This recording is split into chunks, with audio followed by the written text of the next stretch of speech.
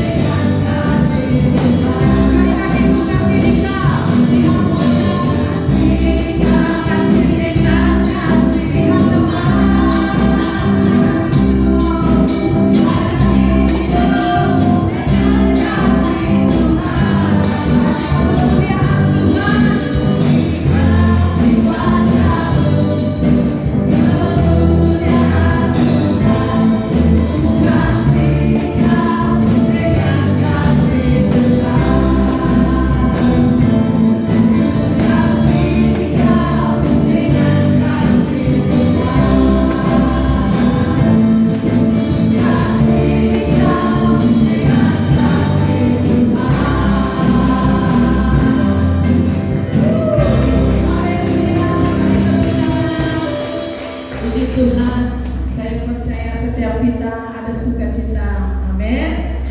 Ada kemuliaan Tuhan di wajah kita. Amin. Puji Tuhan. Hari kita memuji Tuhan. Tuhanlah kekuatan dan mazmurku. Haleluya. Kita bebaskan hati kita, kita memuji Tuhan. Yang boleh berdiri, kita menari buat Tuhan. Haleluya.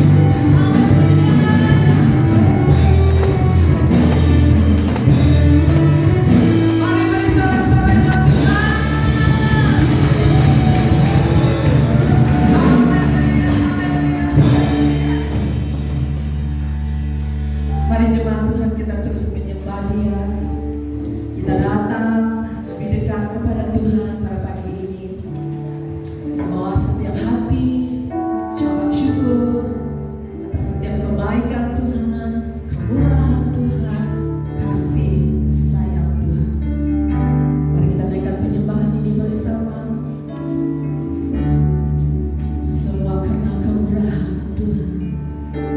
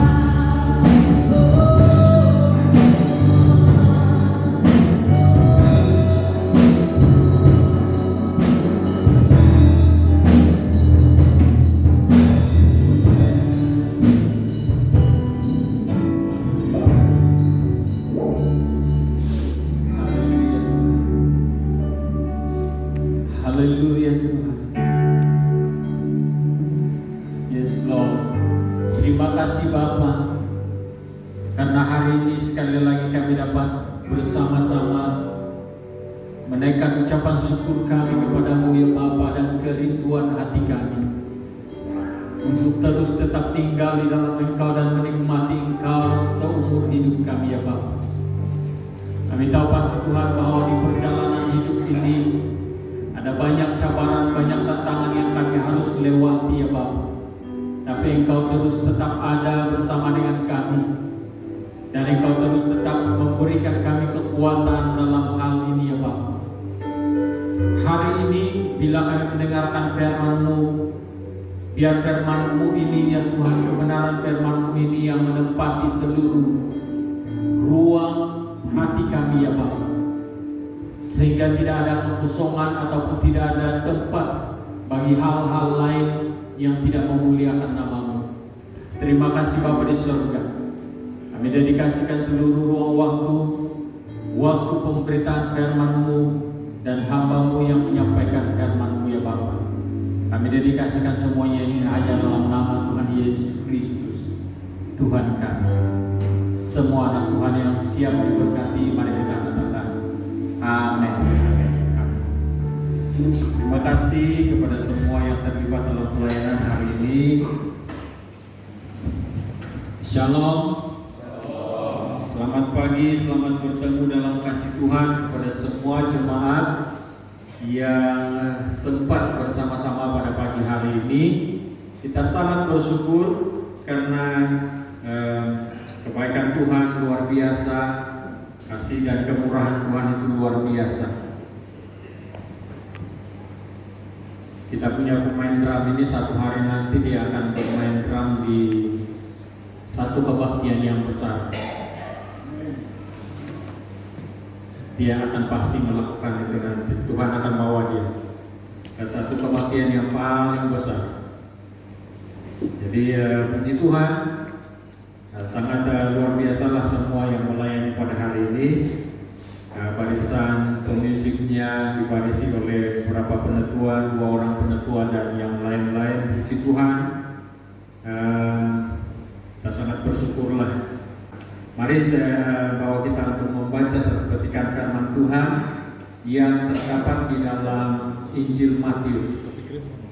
Injil Matius pasal yang kelima ayat yang pertama sampai ayat yang ke-12. Ada 12 ayat. Injil Matius pasal 5 ayat yang pertama sampai ayat yang ke-12. Tulisan pekat hitam di atas, ucapan bahagia. Dari pasal yang ke-5 sampai pasal yang ke-7 ini merupakan khotbah di bukit yang disampaikan ataupun Tuhan Yesus sendiri yang menyatakan ini. Ucapan bahagia. Matius pasal 5 ayat 1, ketika Yesus melihat orang banyak itu, naiklah ia ke atas bukit dan setelah ia duduk, datanglah murid-muridnya kepadanya. Maka Yesus pun mulai berbicara dan mengajar mereka, katanya, berbahagialah orang yang miskin di hadapan Allah, karena merekalah yang mempunyai kerajaan surga. Berbahagialah orang yang berduka cita, karena mereka akan dihibur. Berbahagialah orang yang lemah lembut, karena mereka akan memiliki bumi. Berbahagialah orang yang lapar dan haus akan kebenaran, karena mereka akan dipuaskan. Berbahagialah orang yang murah hatinya, karena mereka akan beroleh kemurahan. Berbahagialah orang yang suci hatinya, karena mereka akan melihat Allah. Berbahagialah orang yang membawa damai, karena mereka akan disebut anak-anak Allah. Berbahagialah orang yang dianiaya oleh sebab kebenaran, karena merekalah yang mempunyai kerajaan surga. Berbahagialah kamu jika karena aku kamu dicela dan dianiaya, dan kepadamu difitnahkan segala yang jahat. Bersukacita dan bergembiralah, karena upahmu besar di surga, sebab demikian juga telah dianiaya nabi-nabi yang sebelum kamu. Saudara dikasih Tuhan, kita dapat melihat perkataan berbahagia ataupun ungkapan-ungkapan berbahagia yang dinyatakan oleh Tuhan Yesus sendiri, yang dia perdengarkan ataupun ajarkan kepada para muridnya. Dia katakan di sana, berbahagialah orang yang miskin di hadapan Allah karena mereka yang mempunyai kerajaan surga. Kalau kita melihat lagi ayat-ayat yang seterusnya, berbahagialah orang yang suci hatinya, ayat yang ke-8, karena mereka akan melihat Allah. Jadi itulah sebabnya Tuhan katakan, kuduslah kamu sebab aku kudus. Dan orang yang suci hatinya ataupun orang yang sentiasa ada kerinduan berdekat kepada Allah ataupun mendekat kepada Allah, pastinya dia akan menikmati ataupun melihat kemuliaan Tuhan itu sendiri. Nah, saudara yang kasih Tuhan,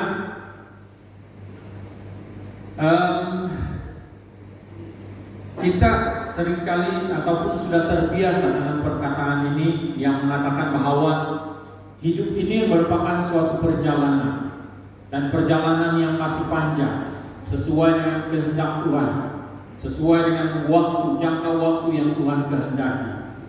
Sampai mana batas umur kita itu kita tidak tahu. Tapi selama kehendak Tuhan berjalan dalam kehidupan kita, maka hidup ini adalah suatu perjalanan. Nah, dan di sepanjang perjalanan kehidupan ini kita diberikan kesempatan untuk menikmati dunia ini. Kita diberikan kesempatan untuk menikmati dunia ini, menikmati segala sesuatu yang ada. Pengkhotbah katakan segala sesuatu boleh kita nikmati, tetapi ingat semuanya itu akan diperhitungkan bagimu. Nah, saudara kasih Tuhan, dalam kesempatan ini juga kita diberikan hikmat. Kita diberikan hikmat untuk memilih, dan kita diberikan hikmat untuk belajar. Memilih dan belajar. Dan kita juga salah satu pilihan yang kita pilih adalah, ataupun yang harus kita pilih adalah belajar. Belajar untuk hidup, belajar untuk melakukan sesuatu yang terbaik ataupun melakukan perkara-perkara yang seperti khotbah-khotbah yang lalu. Belajar untuk melakukan sesuatu perkara yang nilainya kekal. Nah, saudara kasih Tuhan, apabila kita memilih untuk belajar, maka kita akan memperoleh pengetahuan. Tetapi apabila kita memilih untuk menolak pembelajaran ataupun untuk belajar, maka kita tidak akan memperoleh pengetahuan. Seperti yang dikatakan oleh Amsal, orang-orang yang menolak didikan adalah orang-orang yang tidak akan memiliki apa-apa. Tetapi orang yang menghargai ataupun menghidupi didikan yang diberikan, pasti dia akan memperoleh pengetahuan yang luar biasa. Nah, saudara kasih Tuhan, jika kita memilih untuk belajar, maka kita akan mempunyai pengetahuan. Seperti mana yang dikatakan kalau kita baca dalam Efesus pasal yang ke-5 ayat yang ke-15, saya akan baca itu. Karena itu, perhatikanlah dengan saksama bagaimana kamu hidup. Janganlah seperti orang bebal, tetapi seperti orang arif. Berarti kita ini diberikan pilihan. Kalau mau belajar, kita akan menjadi orang arif. Tetapi kalau tidak mau belajar, kita akan menjadi orang yang tidak arif. Kalau dikatakan dalam kitab Efesus tadi, ayat tadi, menjadi beban ataupun tidak pandai. Nah, Roma pasal 12 ayat 1 dan 2 juga kita diberikan satu pelajaran juga yang harus kita miliki. Dikatakan di sana ayat yang kedua, Roma 12 ayat 2, janganlah kamu menjadi serupa dengan dunia ini, tetapi berubahlah oleh pembaharuan budimu sehingga kamu dapat membedakan manakah kehendak Tuhan, apa yang baik dan yang berkenan kepada Tuhan dan yang sempurna. Nah, jadi dalam hal belajar dalam kehidupan ini kita perlu belajar banyak hal. Yang sangat penting, yang sangat dasar dalam kehidupan adalah belajar untuk setia kepada Tuhan, belajar untuk setia kepada sesama, belajar untuk setia kepada pelayanan, belajar untuk setia kepada belajar untuk setia kepada masa dan sebagainya, belajar untuk sabar juga. Minggu lalu kita sudah belajar tentang kesabaran, bagaimana orang sabar, bagaimana menjadi sabar. Belajar untuk menghargai, ini juga satu perkara yang sangat penting yang perlu kita belajar. Belajar untuk menghargai, karena kita ini dihargai oleh Tuhan untuk menghargai orang lain. Bukan kita ini tidak ada harga, ataupun bukan kita ini diletakkan dalam situasi sebagai manusia biasa yang tidak punya nilai ataupun harga. Tapi Tuhan sudah menghargai kita untuk kita saling menghargai. Jadi belajar untuk saling menghargai. Belajar untuk memberi yang terbaik juga satu perkara yang ditekankan oleh firman Tuhan, supaya kita belajar memberi yang terbaik hari demi hari, waktu demi waktu kita belajar untuk memberi yang terbaik. Satu ketika pada waktu sekolah menengah dulu, ini yang membuatkan saya sampai sekarang ini mengajarkan kepada anak-anak, hulurkan tangan untuk memberi, jangan sekali-kali hulurkan tangan untuk meminta. Meminta kepada Bapa tidak apa, karena itu kita minta kepada Bapa di sorga, karena Dialah sumber bagi kita. Tetapi meminta itu adalah satu perkara yang sangat menyakitkan. Ketika di sekolah menengah, kadang-kadang ada juga lah duit, datang ke sekolah, pergi ke sekolah, lalu membeli makanan. Lalu bila saya sudah pegang makanan, datanglah kawan-kawan minta belanja. Saya dengan rela hati memberi sejak begini. Tapi karena pada Tua Richard bilang waktu itu miskin kelabu. Lalu bila waktu-waktu saya tidak punya uang, saya ingat saya pernah beri kepada orang lain. Jadi saya pun hulur tangan saya untuk meminta pada waktu itu. Tapi saya mendapat satu perkataan yang cukup luar biasa, sampai sekarang pun saya masih dengar. Dia katakan, itulah miskin. Dia tidak bagi saya, walaupun satu batang keropok itu. Lalu dari situ saya tanamkan dalam hati saya, mulai dari sekarang saya tidak akan meminta lagi. Pada waktu itu saya betul-betul tidak pernah meminta lagi, walaupun air liur mau jatuh, tapi saya isap balik ke air liur. Biar jadi saya tanamkan dalam hati saya, sampai saya ajarkan kepada anak-anak, hulurkan tangan untuk memberi, jangan hulurkan tangan untuk meminta. Itu belajar. Jadi belajar untuk memberi yang terbaik. Kalau mau memberi, beri yang terbaik. Jangan beri yang tidak baik. Belajar untuk mengutamakan Tuhan, itu juga satu pembelajaran. Dan kita perlu belajar sungguh-sungguh supaya kita ini mengutamakan Tuhan. Jangan ala kadar. Belajar untuk utamakan Tuhan. Belajar untuk tidak sombong. Nah, ini juga penting sekali. Belajar untuk tidak sombong. Kalau ada pengetahuan, contohlah kita ada pengetahuan teologi sedikit, jangan terus jadi hakim ataupun sombong. Tapi kita belajar untuk merendahkan hati, belajar untuk tidak sombong. Nah, saudara kasih Tuhan, di dalam Injil Matius pasal 5 ayat yang ketiga ini saya suka sekali dengan perkataan ini. Karena Tuhan mengatakan dalam versi bahasa berita baik, dia katakan berbahagialah orang yang menyadari bahwa dia perlukan Tuhan. Jadi kita semua ini bila kita sadar bahwa kita memerlukan Tuhan, yang dikatakan dalam versi bahasa Indonesia ini, berbahagialah orang yang miskin di hadapan Allah ataupun di hadapan Tuhan. Kita percaya bahwa apabila kita menyadari bahwa kita ini memerlukan Tuhan dalam kehidupan kita, maka kita itu berbahagia. Karena kita tahu sumber hidup kita tahu siapa yang kita harapkan, andalkan dalam kehidupan ini. Nah, Paulus pada waktu ataupun pada mulanya dia adalah seorang yang menganiaya jemaat. Ketika dalam perjalanan ke Damsyik untuk menganiaya gereja Tuhan di sana, Tuhan telah tangkap dia, ataupun Tuhan telah berjumpa dengan dia dan memberitahukan kepada dia bahwa kamu sedang menganiaya saya. Nah, ketika Paulus meresponi apa yang Tuhan lakukan terhadap dia, dan dia telah mengalami suatu proses yang cukup luar biasa dalam kehidupan dia.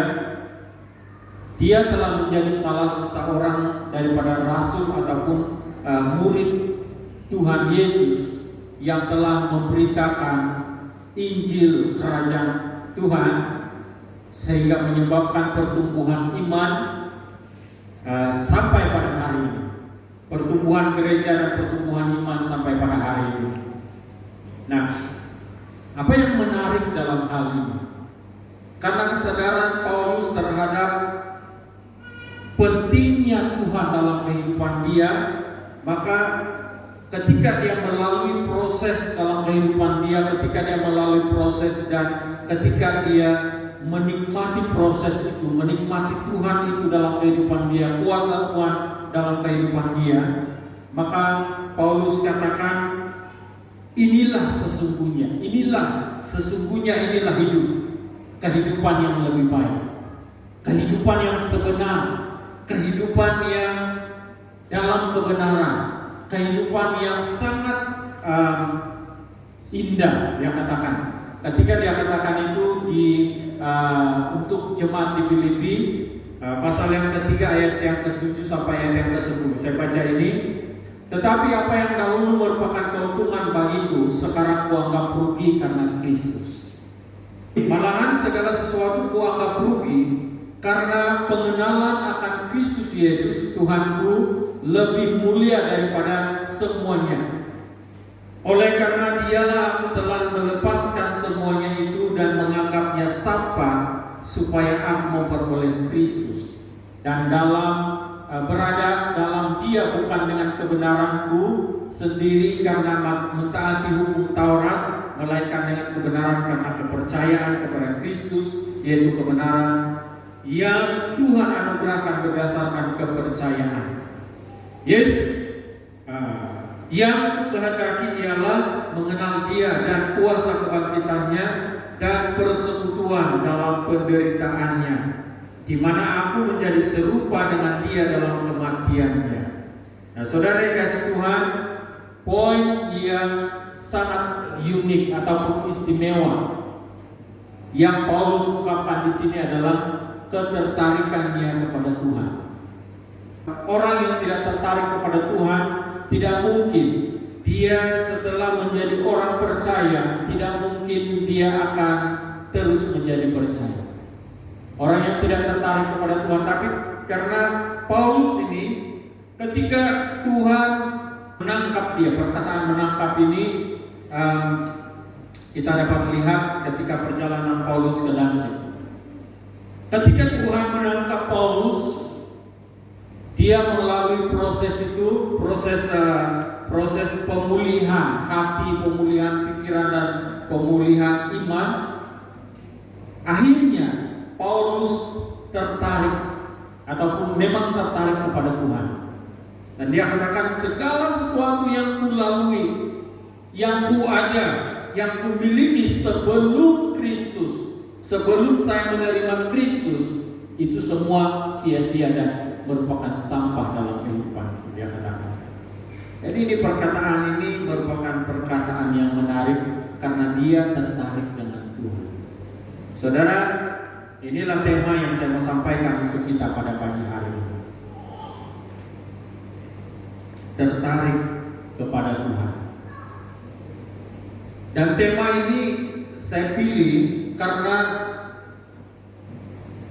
melihat kepada kehidupan saya secara pribadi pun, ketika Tuhan telah memberikan saya suatu kesempatan untuk bertobat, saya mulai tertarik dengan Tuhan.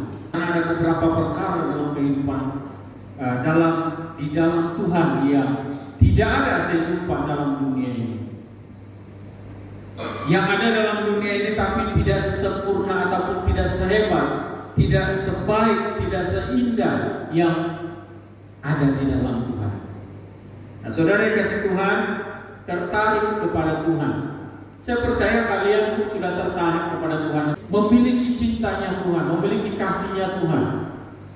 Nah, saudara yang kasih Tuhan, ada banyak orang Kristen yang sudah hidup selama 30 hingga 50 tahun dalam kekristenan, ataupun yang sudah menjadi Kristen atau sudah mengakui bahwa dia itu adalah orang Kristen, tapi tidak merasa apa-apa dalam kehidupan dia, tidak merasa, tidak menikmati Tuhan itu, tidak menikmati apa-apa dalam kehidupan dia. Cuma dia menjadi Kristen, cuma dia menjadi orang percaya ataupun orang Kristen saja, tapi masih hidup seperti yang dahulu, masih tawar, masih hambar, masih tidak mengerti apa-apa. Tetapi dia Kristen, dia katakan dia Kristen, tapi tidak menikmati Tuhan itu, tidak menikmati apa yang dijanjikan oleh Tuhan. Nah, sepatutnya dalam mengikut Tuhan itu, dia sudah mulai tertarik, kita sudah mulai tertarik. Sepatutnya pada hari ini, yaitu kita sudah berada di dalam kesekian puluh tahun dalam Kristen, dalam hidup orang percaya, kita sudah menikmati Tuhan dalam kehidupan kita. Kita sudah menyatakan kepada orang lain sehingga orang lain juga tertarik kepada Tuhan. Nah, ada satu perkataan yang diungkapkan oleh hamba Tuhan beberapa waktu yang lalu, beberapa hari yang lalu. Dia katakan, tidak memberitakan Injil itu dosa atau tidak. Nah, jadi ini kita pikirkanlah, berapa kali sudah kita memberitakan Injil. Nah, saudara dikasih Tuhan, itulah saya katakan sepatutnya dalam mengikuti Tuhan Yesus Kristus itu sebagai Tuhan dan Juru Selamat, kita sudah mulai tertarik kepada Tuhan, sudah menikmati, sudah berada di dalam kasihnya Tuhan, sehingga kita mulai bisa menarik orang lain kepada Tuhan, dan kita mulai ataupun kita sudah membuatkan orang merasa tertarik dengan Tuhan. Tapi kadang-kadang orang Kristen itu tidak membuatkan orang merasa tertarik dengan Tuhan, tapi merasa jengkel untuk datang ke dalam gereja. Kenapa? Dia tidak tertarik karena sikap orang Kristen itu sendiri. Sepatutnya perkataan Tuhan Yesus dalam Yohanes pasal yang ke-15 ayat 1 sampai 8, khususnya ayat yang ke-5 di sana sudah menjadi bahagian dalam kehidupan kita. Dikatakan dalam ayat yang ke-5, akulah pokok anggur dan kamulah ranting-rantingnya. Barang siapa tinggal di dalam aku dan aku di dalam dia, ia berbuah banyak, sebab di luar aku kamu tidak dapat berbuat apa-apa. Saudara yang kasih Tuhan, di luar Tuhan kita tidak dapat berbuat apa-apa. Tapi di dalam Tuhan kita akan dapat berbuah banyak dan dapat memuliakan nama Tuhan selalu. Nah, saudara yang kasih Tuhan, sepatutnya ini yang kita risaukan. Kalau kita ini sudah menjadi Kristen, tapi masih berada di luar Kristus, ini yang kita risaukan. Kita mau recheck balik, kita mau cek balik diri kita, di mana kedudukan kita. Apakah menjadi Kristen yang berada di dalam Kristus ataupun menjadi Kristen yang berada di luar Kristus. Nah, ada 3 perkara yang menurut saya membuat saya semakin rindu dan semakin tertarik dengan Tuhan, tertarik kepada Tuhan. Walaupun saya sudah memang tertarik sejak beberapa puluh tahun yang lalu. Saya membaca sejarah gereja kita ini, saya membaca sejarah pertumbuhan perasmian gereja ini pada tahun 1992 ya kan. 5 hari selepas gereja ini dirasmikan pada tahun 1992, 10 hari bulan 11 92 ini gereja dirasmikan. 15 hari bulan 11 1992 saya dibaptis. Jadi ketika saya dibaptis itu saya sangat bersukacita. Saya bersukacita walaupun saya satu-satunya orang yang sudah tua dalam kalangan kami dibaptis, masih dipanggil sekolah minggu pada waktu itu, tapi saya dibaptis, saya sukacita. Nah, saudara kasih Tuhan, ketika saya mulai menikmati, karena sebelum saya berada dalam kalangan orang-orang percaya itu, satu tanda tanya dalam otak saya, bagaimana mereka ini contohnya orang Kristen, khususnya orang Kristen, bagaimana mereka ini menikmati Tuhan dalam kehidupan mereka. Bagaimana mereka ini boleh bersukacita dalam pujian dan penyembahan. Bagaimana mereka ini boleh layak datang untuk melayani di depan. Persoalan yang begitu besar. Saya pun mau seperti itu. Dan apabila saya coba-coba datang ke gereja pada waktu itu, saya ditolak mentah-mentah. Malah dikatakan kamu belum layak. Dari belakang itu dia tunjuknya, kau belum layak, turun. Kalau orang yang tidak tertarik dengan Tuhan, sampai sekarang saya tidak injak gereja.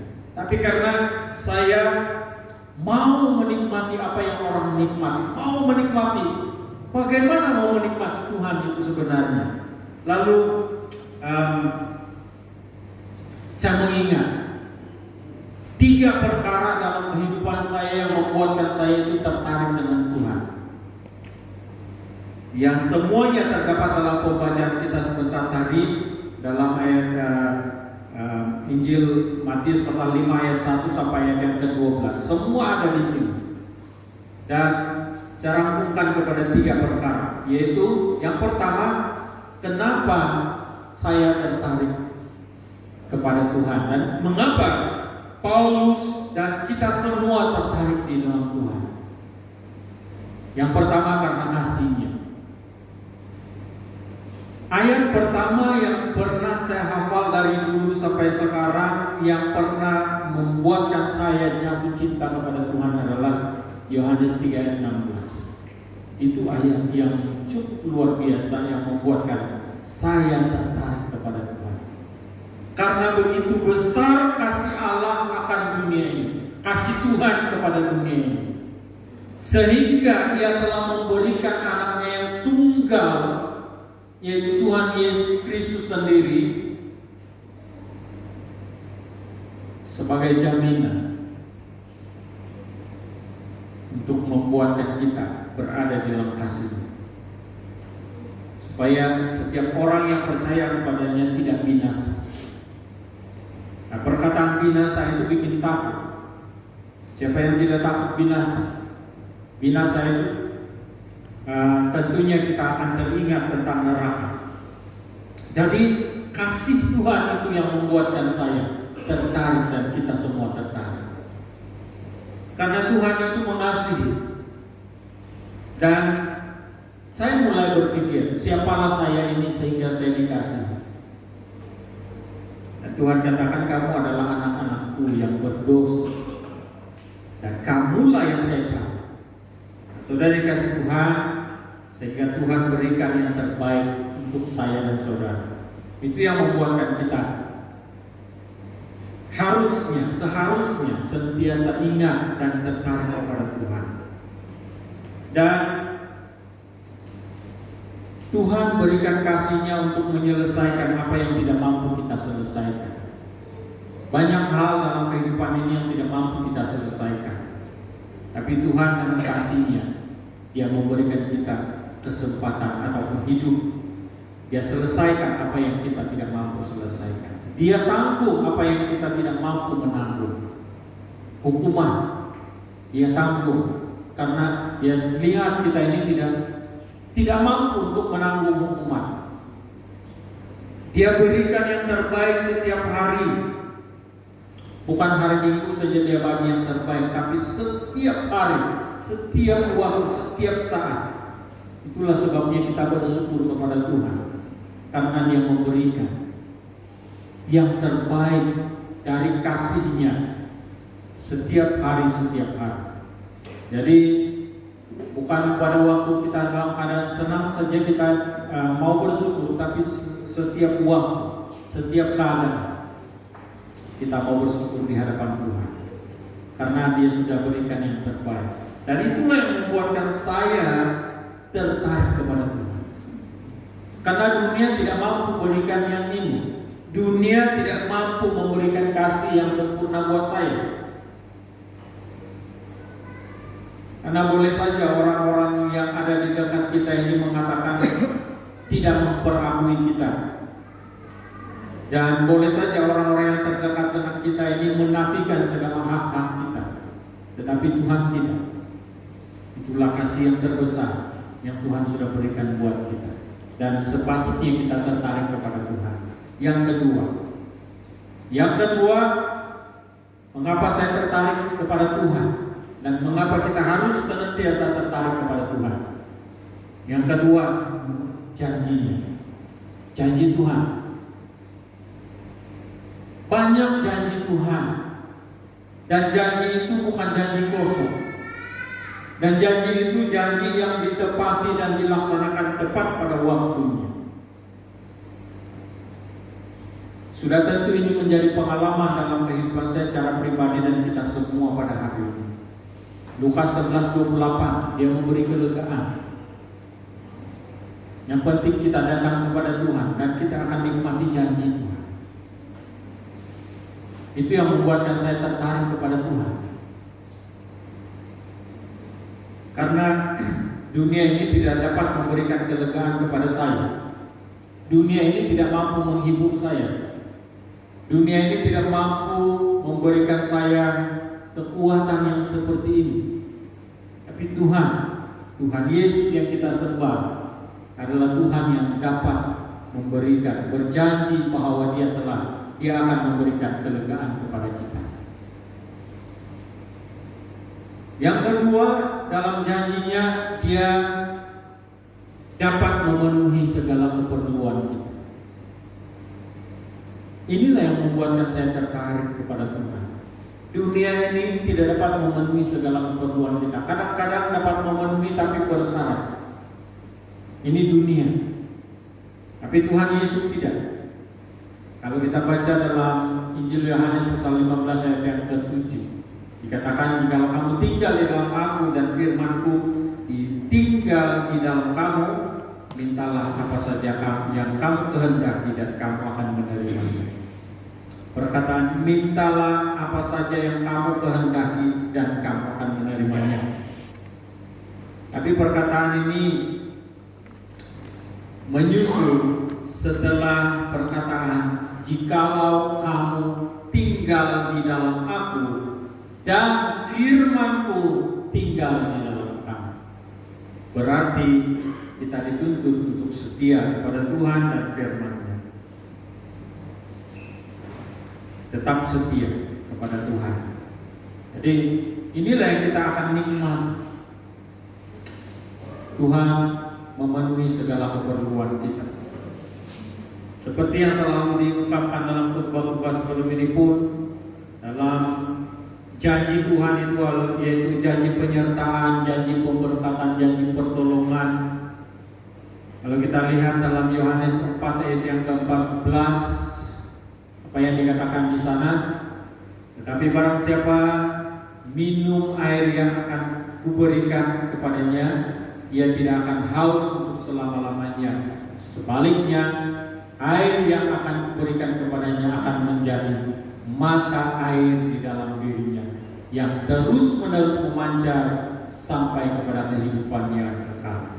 Ini janji Tuhan. Maka kita memiliki sumber yang tidak akan putus sampai kepada kekekalan. Jadi itu yang membuatkan saya tertarik kepada Tuhan. Saya tidak tertarik kepada hal-hal dunia. Banyak yang menarik hal-hal dunia. seperti yang saya selalu sebut, bahwa kadang-kadang dunia ini mempromosikan promosi yang hebat-hebat. Dia katakan begini, 2 ringgit begini harga, 2 ringgit dia katakan sekali beli 2 ringgit begini saja. Nah ini selalu disebut, saya tidak mau sebut lagi itu tempat dia. Nah sekarang kita ada satu lagi kedai yang, ada beberapa kedai lagi yang buka di Sepitang. Puji Tuhan, semakin hebat sudah kita punya Sepitang. Jadi biarlah promosi itu tetap promosi, tetapi hati-hati dengan promosi dunia. Tapi apa yang dinyatakan oleh Tuhan adalah satu pernyataan yang cukup luar biasa dan memenuhi segala keperluan kita. Itulah janji. Yang ketiga, kenapa kita harus tertarik dan saya tertarik kepada Tuhan? Yang ketiga adalah jaminan Tuhan. Tuhan memberikan jaminan, dan jaminan ini tidak dapat dibatalkan oleh mana-mana dalam dunia ini. Mana-mana pihak tidak boleh membatalkan.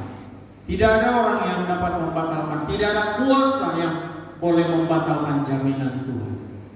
Jaminan yang diberikan oleh Tuhan. Dalam Yohanes pasal 1 ayat yang ke-12, apa jaminan di sana? Dia katakan, kalau kamu percaya, kamu akan diberikan kuasa menjadi anak-anak Tuhan. Kalau menjadi anak-anak Tuhan itu sudah pastilah kita menjadi waris kerajaan Tuhan, waris kerajaan surga. Dan apabila kita menjadi waris kerajaan surga, kita akan dapat apa yang dari surga, apa yang Tuhan sediakan dari surga itu akan kita peroleh. Sekalipun kita masih hidup dalam dunia ini, kita akan menikmati itu. Apalagi kalau kita terus tetap setia, kita akan nikmati itu sampai di surga. Kita diberikan kuasa menjadi anak-anak Tuhan. Itu jaminan Tuhan. Yang kedua jaminannya adalah kenapa kita harus tertarik kepada Tuhan atau perlu tertarik kepada Tuhan, karena ada jaminan Dia berikan kuasa untuk melawan kuasa gelap atau iblis. Nah ini yang kita bersukacita karena Tuhan berikan jaminan, Dia berikan kuasa kepada kita. Dalam Injil Markus pasal yang ke-6 ayat yang ke-7, Ia memanggil ke-12 murid itu dan mengutus mereka berdua-dua. Ia memberi kuasa atas roh-roh jahat. Tuhan memberi kuasa kepada kita untuk menghadapi, mendepani cabaran-cabaran hidup, termasuk kuasa-kuasa kegelapan. Jadi kita tidak perlu takut dengan kuasa-kuasa kegelapan, karena Tuhan sudah memberikan kita kuasa. Itu jaminan Tuhan. Selama kita hidup dalam dunia ini ada jaminan yang luar biasa, yaitu penyertaan Tuhan. Juga Tuhan telah memberikan kita kuasa, kuasa di dalam nama Tuhan Yesus Kristus. Jadi saudara yang kasih Tuhan, jaminan yang ketiga juga sama seperti yang kedua tadi, kita ini diberi kuasa terhadap segala macam pencobaan dan penyakit. Nah, kita diberikan kuasa terhadap segala pencobaan dan segala penyakit. Injil Markus 16 ayat yang ke-15 sampai ayat yang ke-18 dikatakan, lalu Ia berkata kepada mereka, pergilah seluruh dunia, beritakan Injil dan segala makhluk. Siapa yang percaya dan dibaptis akan diselamatkan, tetapi siapa yang tidak percaya akan dihukum. Tanda-tanda ini menyertai orang-orang percaya yang percaya. Mereka akan mengusir setan-setan dalam namaku. Nama siapa? Siapa lagi kalau bukan Tuhan Yesus. Mereka akan berbicara bahasa-bahasa yang baru bagi mereka. Mereka akan memegang ular, dan sekalipun mereka minum racun maut, mereka tidak akan mendapat celaka. Mereka akan meletakkan tangannya atas orang sakit dan orang itu akan sembuh. Ini kuasa. Tuhan berikan kuasa kepada orang-orang percaya, dan kita yang sudah berada dalam jaminan Tuhan. Atau jaminan Tuhan Dia berikan kita kuasa untuk mendepani apapun jenis penyakit, pencobaan yang datang kepada kita. Nah, jaminan yang seterusnya yang Tuhan sudah berikan kepada kita seperti mana yang kita baca dalam Injil Matius pasal 5 ayat yang ke-3 sampai 12. 9 kali dia sebutkan tentang berbahagia. Berbahagialah, berbahagialah, berbahagialah.